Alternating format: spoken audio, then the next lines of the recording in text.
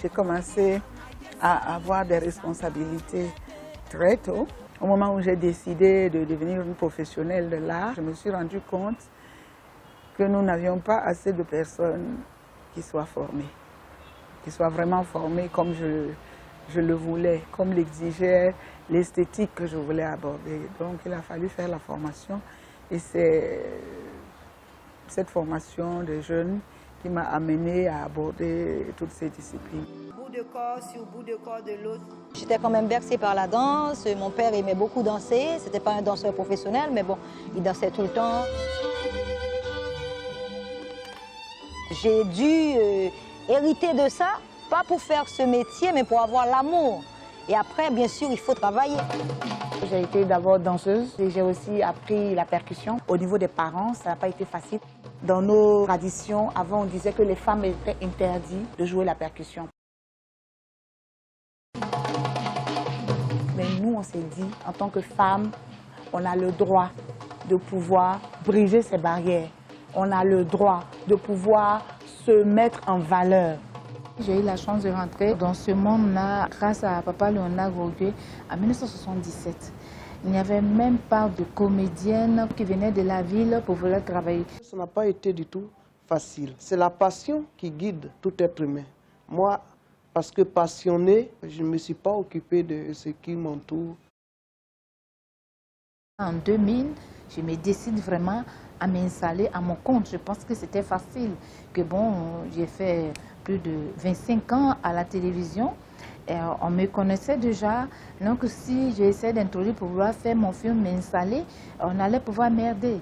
Oh, mais c'est là que je vais voir, c'est là que je vais voir la souffrance d'Abidjan.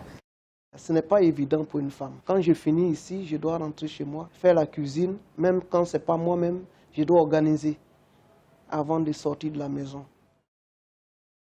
Parfois, les gens qui ne veulent pas se laisser commander, je dis, moi je suis un homme, je ne vais pas me faire commander par une femme, je ne veux pas qu'elle est qui, pour qu'elle puisse moi je suis une femme à la maison. Mais il s'agit de travail. Il y a des préjugés et aussi plutôt même des harcèlements qui arrivent. Mais on s'est dit qu'en tant que femme, quand tu as ton objectif et tu es sûr de ce que tu veux, tu atteins ton objectif avec ton travail. Nous avons des femmes ministres, des femmes dans tous les secteurs de métier. Donc il faut qu'on continue à s'en sortir et à ne pas se laisser abattre et surtout pas se laisser entretenir. Parce qu'une fois qu'on commence à vous entretenir, vous perdez la mobilité. Vous êtes emprisonné. Il faut sortir de ça. Les parents voient ça aujourd'hui comme un métier, comme docteur, professeur, parce que je vis de ça. Je n'ai que ça. Et les femmes battantes, elles vivent de ça, que les métiers. J'ai beaucoup plus de liberté parce que j'ai fait le choix d'être seule maintenant et pouvoir m'investir complètement dans mon travail artistique. Donc je ne suis dépendante de personne et je prône cette liberté aussi pour que l'art puisse exister à travers des femmes. Nous sommes les mères de la vie. De ce fait, quand on décide de faire quelque chose, on doit savoir que ça va être certainement difficile, mais nous avons tout ce qu'il faut aussi pour réussir cela. Il suffit de faire la communication, il suffit de donner de l'assurance à ces femmes-là, vraiment l'assurance, et de croire en ce qu'elles sont. J'essaie de les galvaniser pour dire que votre premier mari, c'est votre travail. Le mari doit faire avec. S'il vous aime, il va vous aimer avec ce que vous avez, ce que vous êtes. Je pense qu'il faut privilégier quand même, donner un petit avantage aux gens, sans que ce soit perçu comme soit un favoritisme. C'est normal, c'est logique. La nature nous l'impose. Il faut déposer des centres socioculturels, un endroit où ces jeunes filles-là peuvent être écoutées et orientées. Nous, les femmes, on est quand même obligées d'apprendre à être patientes. Il faut, quand l'homme lui dépose sa sémence en quelques secondes, nous, on doit la porter pendant 9 mois. Vous voyez que ça fait déjà une différence fondamentale.